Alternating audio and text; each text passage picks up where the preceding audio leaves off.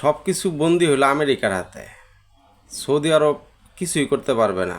Dollar, internet ব্যবস্থা সব কিছু আমেরিকার হাতে। ওর দাস হওয়া ছাড়া কোনো উপায় নাই। কুরআনে বলছে দাব্বাতুল আর্থ, এবং তারপরেই আসবে দাজ্জাল। এই দাব্বাতুল আর্থকে বলা হয়েছে মাটির প্রাণী বা মাটির পশু, যেটা কথা বলবে। তো এই মাটির পশু কথা বলবে, এটা হলো কম্পিউটারের সাথে রিলেটেড। অর্থাৎ কম্পিউটারের যাবতীয় অনেক কিছুই তৈরি হলো সিলিকন দ্বারা, সিলিকন বেস। এই সিলিকনটাই হলো মাটি। তো মাটির প্রাণী বলতে কম্পিউটার আমরা বুঝতে পারি। কম্পিউটারের সাথে জড়িত ইন্টারনেট। তো দাব্বাতুল আর্থ যখন প্রকাশিত হয়ে যাবে, তারপরেই আসবে হলো দাজ্জাল। এবং দাজ্জালের হাদিসের বর্ণনায় যাবেন, তখন দেখবেন যে দাজ্জাল অনেক কিছু করবে, প্রভূত ক্ষমতার অধিকারী হবে।